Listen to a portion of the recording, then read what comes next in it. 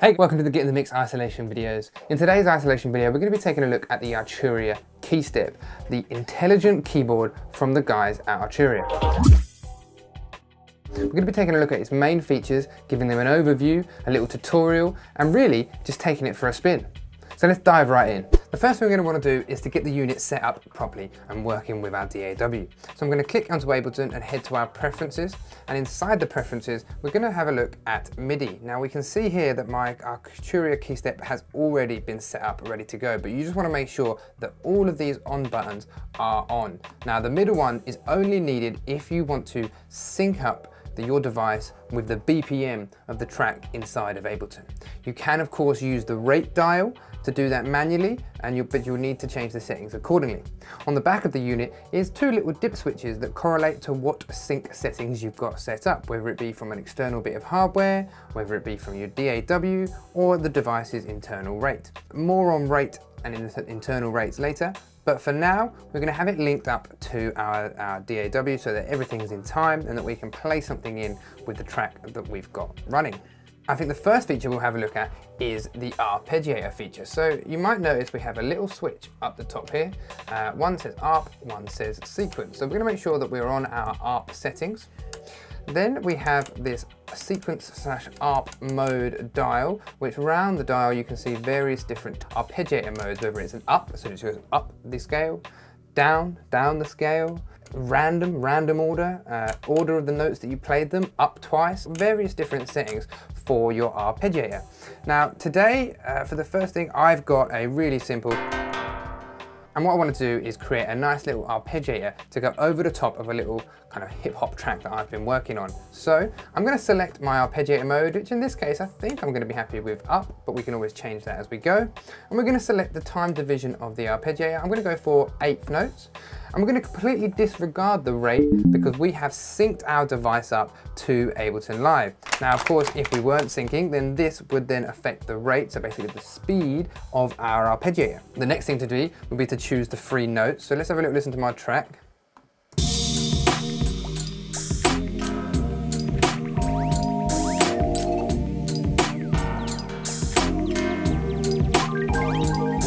Okay, so I kind of like these free notes.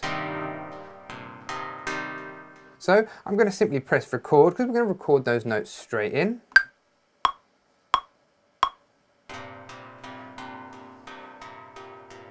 And we can see that when my track comes in,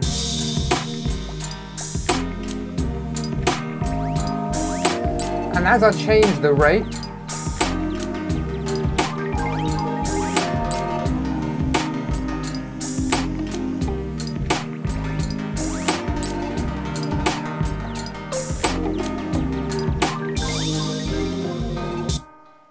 and that's it.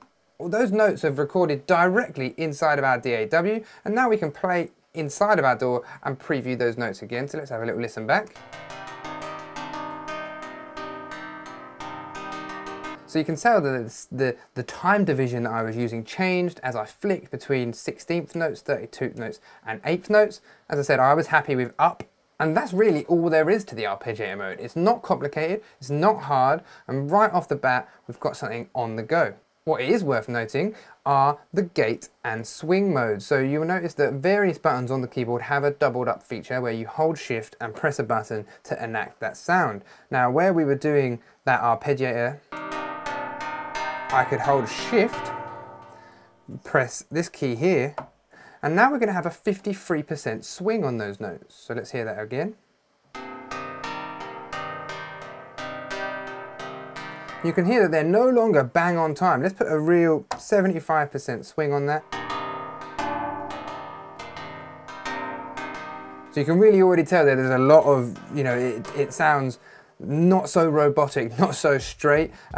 75 is a bit extreme, to be honest. You probably keep it around 53, 55. It just adds a little bit of shuffle to your arpeggiators, which is great for kind of creating that humanistic feel that we like in dance music. Dance music is great, but sometimes it can be a bit produced by robots, fall to the floor. It doesn't always need to be that. Sometimes it's nice to add that kind of extra human element and human flair in there.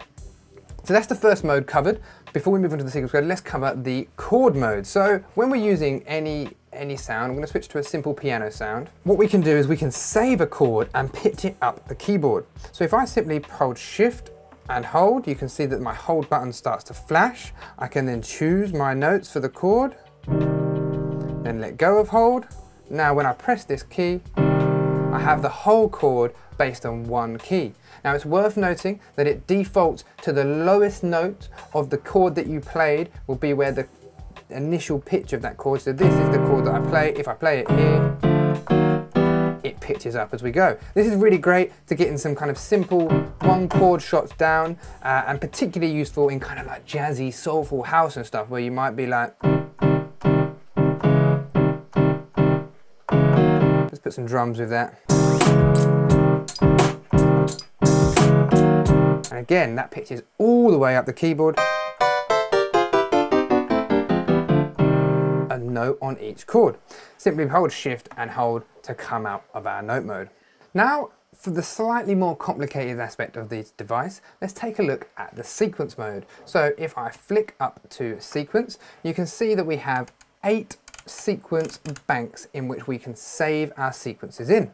Now, if I click over here, you can already hear that a preloaded sequence is starting to play with the notes. I can switch it up.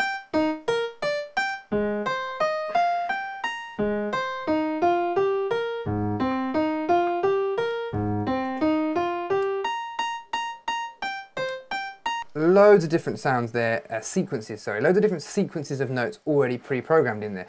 But I don't want to use their sequences, I want to use and create my own. So let's do something really simple in its simplest form. We're going to head to bank 1. I'm going to press the record button.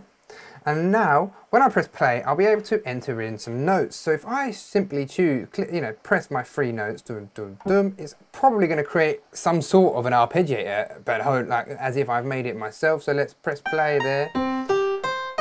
Stop. Let's record. Let's press.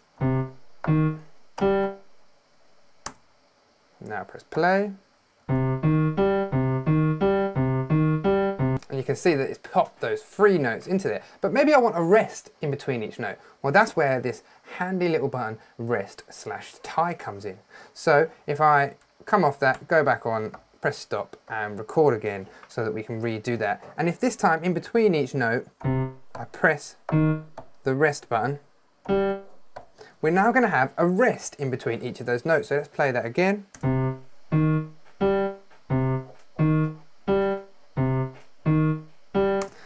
And you can see that it's created that sequence for me. Now I can move to one of the other sequences and then back. And we've got that sequence pre-saved there. Now, sequence mode might not be as useful inside the DAW because you're probably going to record what you do straight in, but this becomes really, really useful when using in live mode because, you know, I might save a little bass line, I might save a little top line to send to my synths, to send to my bass synth that I want to be able to recall. And I want to know that as I develop these, I can come back to them whenever and just quickly flick down to my device. Now, when we're using sequence mode, a little top tip is that you don't have to cycle through all the different sequences. I can, in fact, hold Shift and then move to the one that I want. Then when I let go of Shift, that sequence will play. Let's see that in action.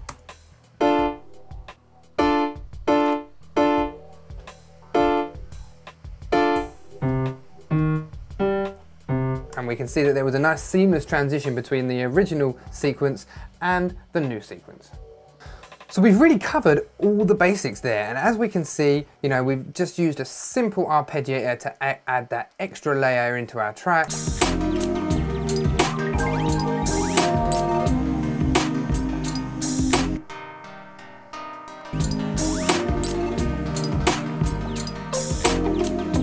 Really easy way of getting your stuff down. Now there are of course a couple other basic features on the unit that I would just like to cover, but we won't be doing them in depth because, you know, these are simplistic basic things that are featured on every keyboard. Of course, let's arm my track again.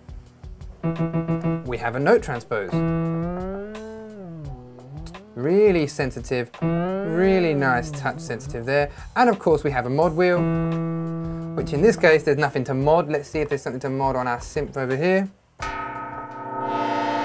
Woo! Well, that was really cool. Some really cool modulation settings. But whatever your modulation setting in your synth is, it's going to be controlling that. And of course, you've got your octave plus and your octave down.